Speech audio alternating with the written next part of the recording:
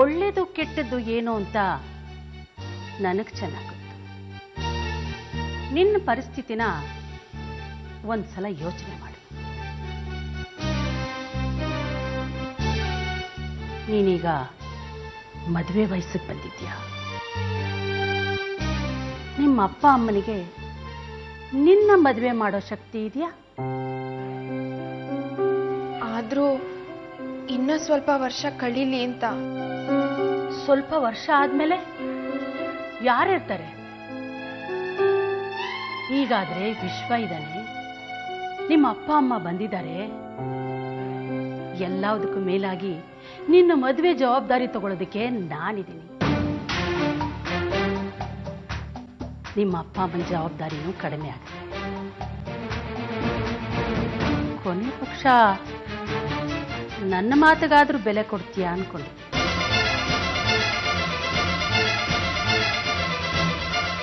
ಅಪ್ಪ ಅಮ್ಮ ಹೇಗಿದ್ರು ಇಲ್ಲಿಗೆ ಬಂದ್ಬಿಟ್ಟಿದ್ದಾರೆ.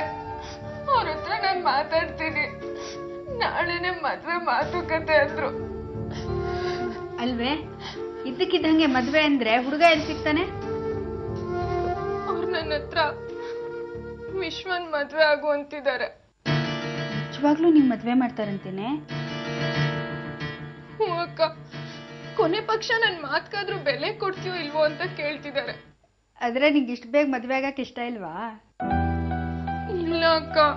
ಅತ್ತೆ ಹೇಳ್ದಾಗ ಕೇಳಿದ್ರೆ ಅವರೇ ನಿಂಗೊಂದ್ ದಾರಿ ತೋರಿಸ್ಬೋದು ಅಲ್ವಾ? ಹಾಗಕ್ಕ, ನೀನು ಅವ್ರ ಹಾಗೆ ಮಾತಾಡ್ತೀಯ. ನೀನ್ ನನ್ ಕೆಲಸ ಮಾಡಿದ್ರೆ ಸಖತ್ ದುಡ್ಡು ಮಾಡ್ಬೋದು ನೋಡು. ಮಾಡ್ತೀನಿ ಅಣ್ಣ.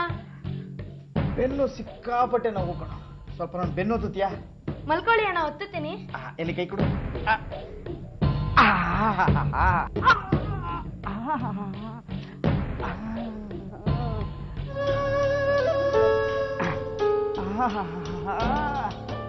ಗಣೇಶ, ಚೆನ್ನಾಗಿ ಮಸಾಜ್ ಮಾಡ್ತೀಯ ಕಣ. ಇನ್ಮೇಲೆ ದಿವಸ ಮಸಾಜ್ ಮಾಡ್ಬೇಕು, ಆಯ್ತಾ?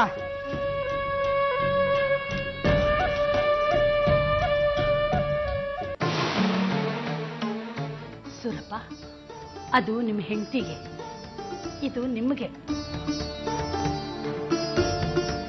ಸೂರಪ್ಪ, ನಿಮ್ಮ ಹತ್ರ ಒಂದು ಮುಖ್ಯವಾದ ವಿಷಯ ಮಾತಾಡೋದಕ್ಕೆ ನಿಮ್ಮನ್ನು ಕರೆದಿರೋದು. ಏನ್ರವಾದು? ಒಂದು ವಿಚಾರಕ್ಕೆ ನಿಮ್ಮ ಒಪ್ಪಿಗೆ ಬೇಕಿತ್ತು.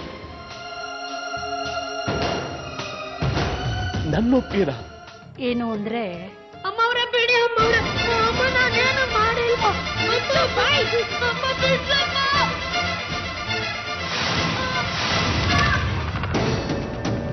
ಇವತ್ತು ಏನ್ ಮಾಡಿದಾನೆ ಗೊತ್ತಾ? ಕಳ್ತನ ಮಾಡಿದಾನೆ.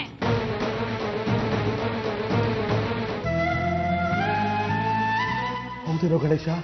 ಇಲ್ಲ ಅಪ್ಪ, ನಾನೇನು ಕದ್ದಿಲ್ಲ ಅಪ್ಪ. ಅವನನ್ನೇನ್ ಕೇಳ್ತೀರಾ? ಅವನಿವತ್ತು ಪರಶುಭಾವ ರೂಮಲ್ಲಿದ್ದ. ನನ್ನ ನೋಡಿದ ತಕ್ಷಣ ಓಡ್ ಹೋಗ್ತಾ ಇದ್ದ. ನಾನು ಹೇಳ್ಕೊಂಬಂದು ಮುಷ್ಟಿ ತೆಗೆದು ನೋಡಿದ್ರೆ ಈ 500 ರೂಪಾಯಿ ನೋಟಿತ್ತು.